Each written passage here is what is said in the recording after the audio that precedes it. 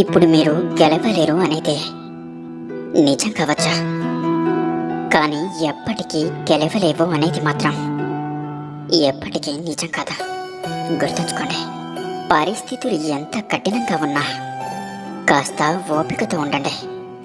కాలంతో పాటు అన్నీ కనుమరుగైపోతాయి. ధైర్యంగా ఉండండి.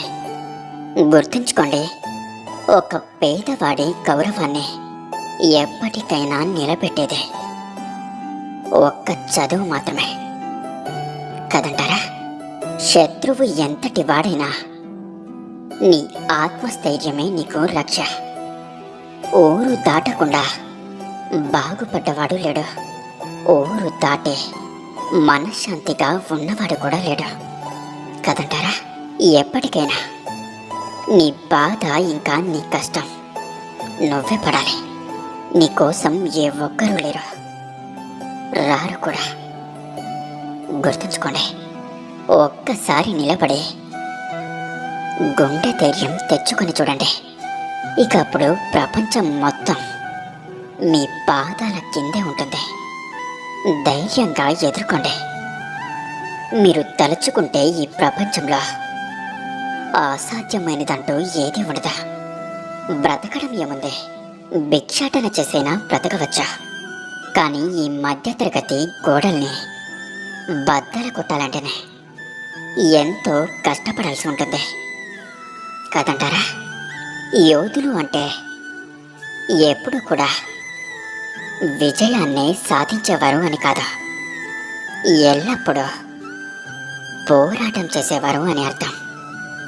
గుర్తుంచుకోండి. కాస్త ఓపిక పట్టండి.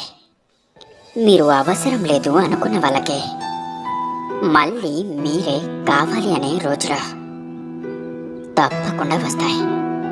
కాలం అన్నిటికీ సమాధానం ఖచ్చితంగా ఇస్తుంది.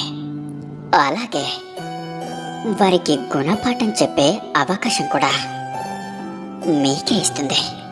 కావాల్సిందల్లా కాస్త ఓపిక మాత్రమే.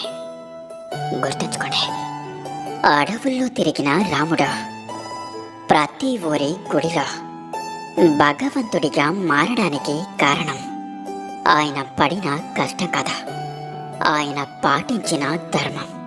ధర్మంగా కష్టపడండి. ఖచ్చితంగా మీరు అనుకున్నదే అనుకున్నట్లుగానే జరుగుతుంది. గుర్తుంచుకోండి, సముద్రపు కెరటాలు